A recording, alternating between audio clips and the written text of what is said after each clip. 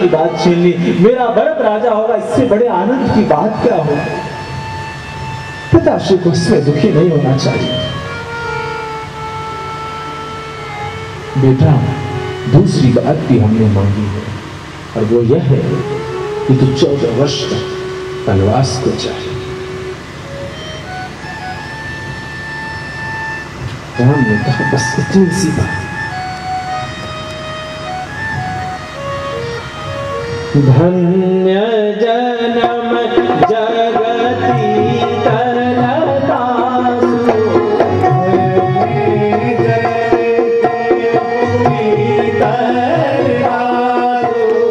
मात पितरि मुद संचरित जासु।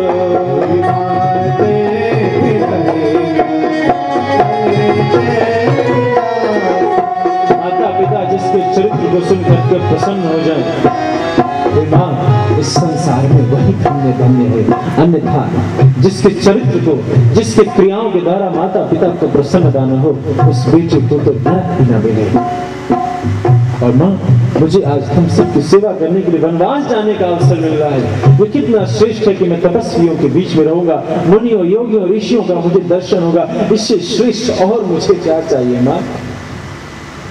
मां पिताश्री को कह देना, पिछली जीवा पिताश्री को समझाया और तुरंत निकल पड़े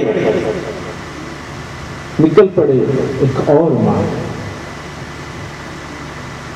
माता कौशल्या, जिन्होंने कहा था, राम आज तुझे मैं सजाऊंगी। माता कौशल्या के पास मां को प्रणाम किया। मां ने कहा, बेटा आओ तुझे मैं सजाती हूँ।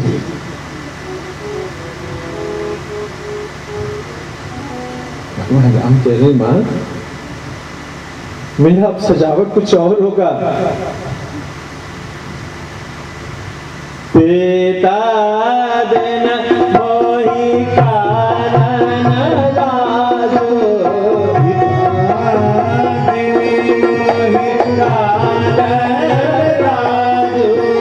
अयोध्या का राज नहीं, आज पिताश्री ने मुझको कृपा के लिए जंगल का राज दे दिया। बरस 4 ही 10, 4 पहले क्या, 10 बाद में क्या, एक भाव 2-4 दिन की बात है। 2-4 दिन मां कही, बेटा यदि पिताश्री ने कहा है तो मैं मां, मेरा अधिकार चाहता है, मैं तुझे मना करती, तू नहीं जाएगा। लेकिन यदि उसमें तेरी मां की भी सम्मति है तो जा। अयोध्या, सैकड़ों अयोध्या के समान वो कानन, वो वन तेरे लिए सैकड़ों अयोध्या के समान सुखदायी है। जा। भगवान राम चलने को तैयार, आज्ञा लेकर के बढ़ने को तैयार है। कभी सिया किशोरी जी का दौड़ी चली, उनको भी संदेशा मिल गया। किसी दूत ने कह दिया कि सरकार वनवास को और जा रहे हैं और माता कौशल्या से मिल रहे हैं। किशोरी जी मां की चलती में कैसे बोले आज सरकार से, आज तक कभी कुछ बोला नहीं। वही बोला जो सरकार सुनना चाहते हैं, मगर आज सरकार से कुछ प्रश्न पूछना है। क्या कहें, न कुछ कहते बन रहा, न कुछ सुनते बन रहा। अपने पैरों के नाखून से मिट्टी उकीड़ नहीं है। माता कौशल्या सिया के मनोभाव को परख करके राम से कहते, राम सिया तुमसे कुछ कहना चाहती है।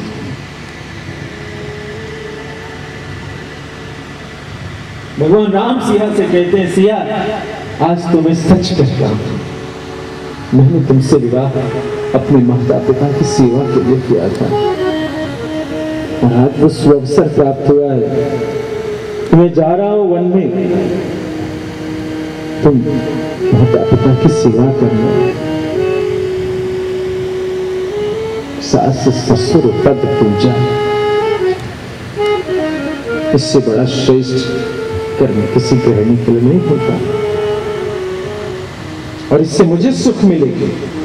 मेरा सुख इसी में है कि तुम मेरे माता पिता की सेवा करो।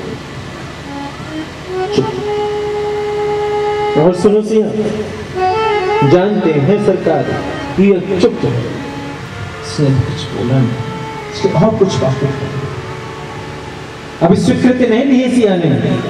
समझ रहे कभी इसके मन में कुछ और प्रश्न है, कुछ और बात है। सिया, वन में अनेक अनेक प्रकार के जीव हैं, अनेक अनेक भयानक पशु पक्षी दैत्य दानव घूमते रहते हैं। वन तो ऐसा जगह है कि जहां का पानी भी लग जाता है। सिया ने कहा, जहाँ लगी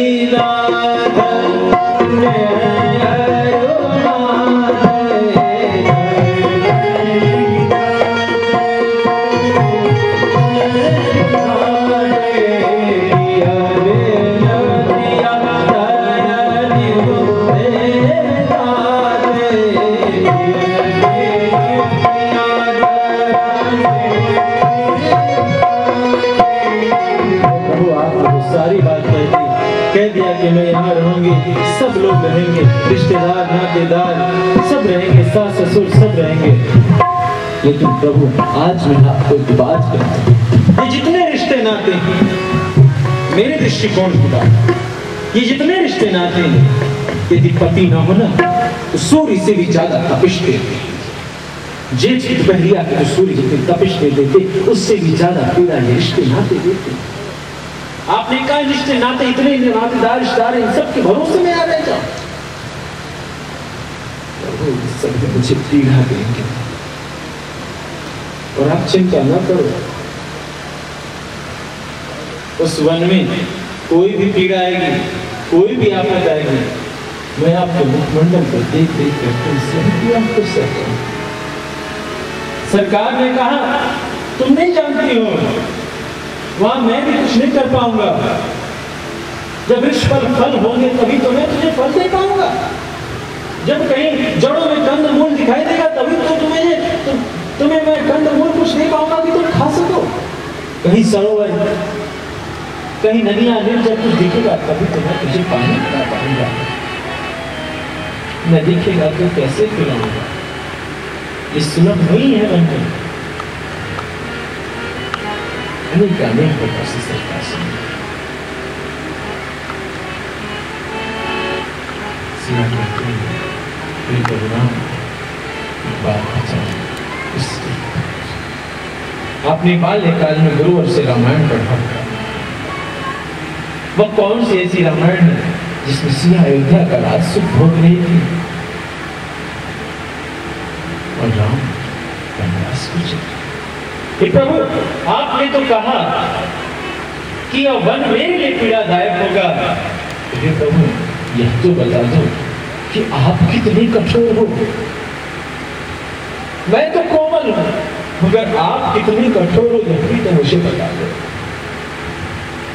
सिया ने अपनी सारी बातों को जब कहा, भगवान सरकार सोचते हैं सिया बातों में वो प्रण प्रतिज्ञा देख रही है, ये प्रभु जी मुझे ऐसे छोड़ो कि मैं वैसे चलो सिया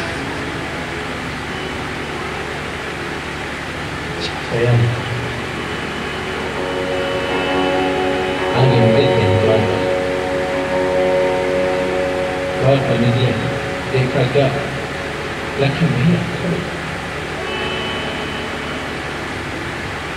तो भैया लखन हमेशा बोल पड़ता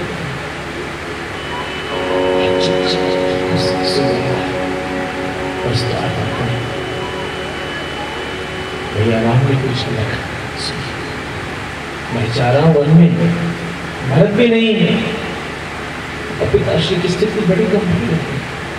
पिताश्री सुख दुख में नहीं है, अच्छी अवस्था में। भाई लखन वास्तव की परीक्षा की गई है, तुझे पूरी अयोध्या संभालनी है। लखन चुप है और भैया सारे कर्तव्यों को बताते चले जा रहे हैं। लखन चुप है।